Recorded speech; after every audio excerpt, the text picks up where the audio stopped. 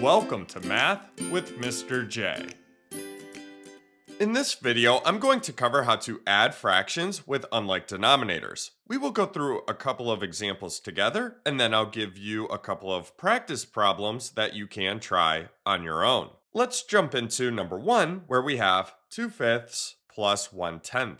Now, when adding fractions, the first thing that we need to do is check the denominators. If they are the same, we can add the fractions as is. If the denominators are different, we can't add as is. We have some steps before we can add. So for number 1, we have unlike denominators, different denominators. We have a 5 and a 10. That means we need to find a common denominator. That's our first step. Then we rename the fractions with that common denominator. After we rename, we can add the fractions. That's going to give us our answer. And then lastly, we can simplify that answer if needed. So our first step here is to find a common denominator between 5 and 10. Basically, this is just a common multiple between 5 and 10. A number, 5 and 10, both go into, so to speak. And to show you what I mean here, I'll write out the first 5 multiples of 5 and 10 to see if we have any multiples in common. The first 5 multiples of 5 are 5, 10, 15, 20, 25, and these continue on. The first 5 multiples of 10 are 10, 20, 30, 40, 50, and these continue on. So looking at our lists of multiples, do we have any in common? Yes, 10 and 20. And really, these will have an infinite number of common multiples. So what we want is the least common multiple. Now, we can use any common multiple, but the least common multiple makes things simpler. That's going to be 10 here. So that's the common denominator that we are going to use. And more specifically, that's the least common denominator. So now we need to rename these fractions with that least common denominator of 10. Let's start by renaming 2/5. So we put our denominator of 10, and now we need to think, how do we get that denominator of 5 to equal 10?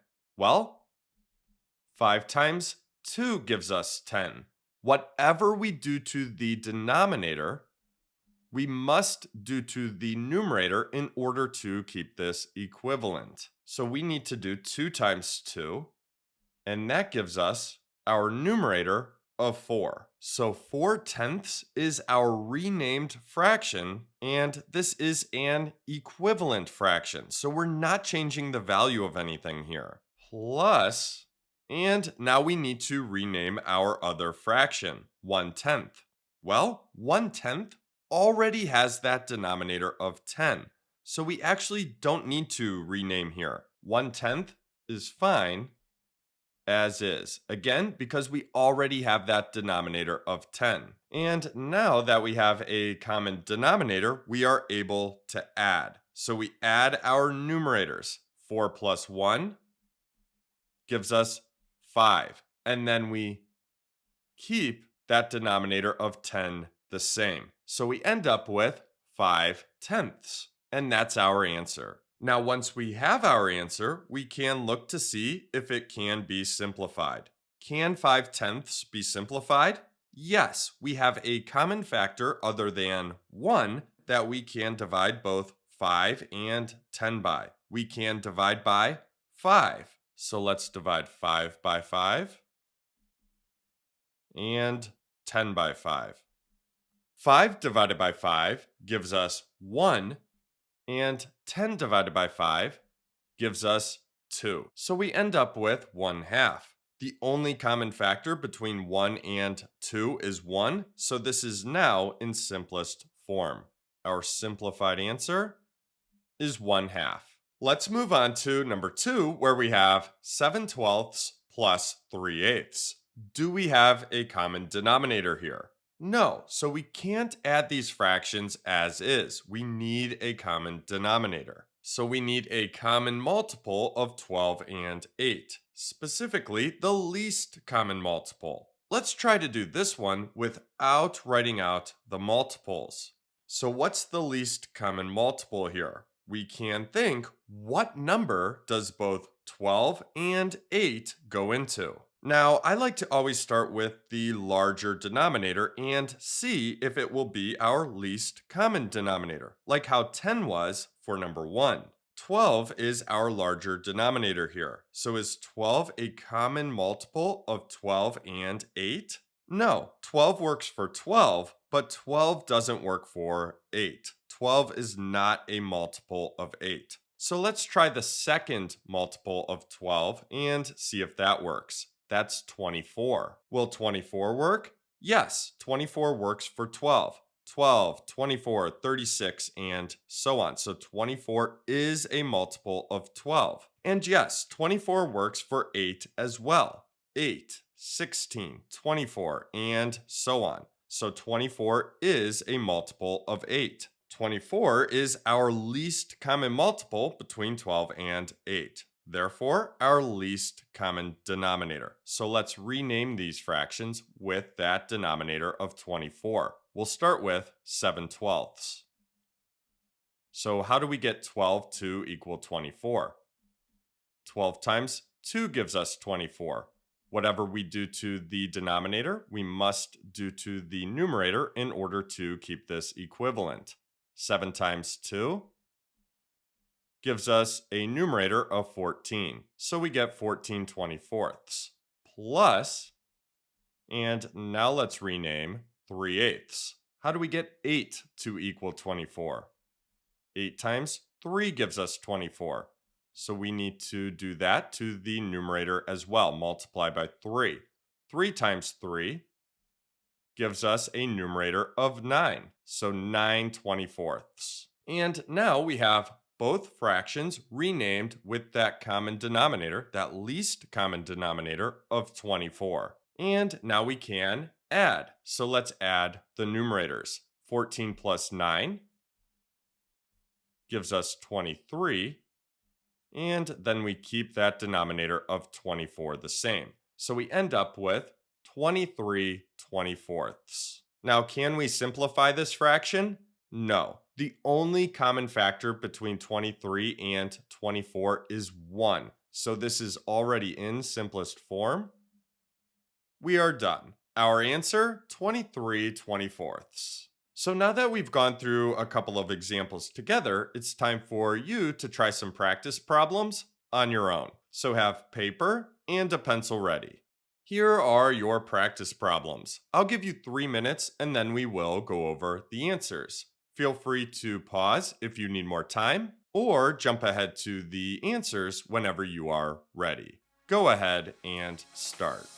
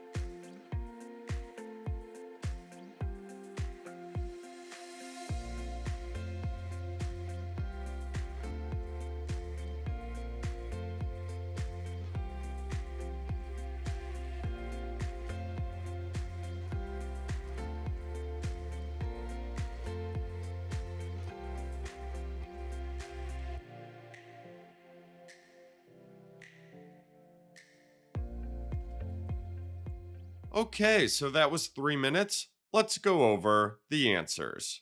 Here are our answers. For number 1, our least common denominator was 9. Once we renamed and added, we got 8/9. Now, if you used a different common denominator other than 9, for example, 18, that still works. You would get 16 over 18 in that case, 16/18. And that simplifies to 8/9. So we get the same thing. Moving on to number 2, our least common denominator was 30. Once we renamed and added, we got 21 over 30, 21/30ths, which we were able to simplify. Our simplified answer, 7/10. So there you have it. There's how to add fractions with unlike denominators. I hope that helped. Thanks so much for watching. Until next time, peace.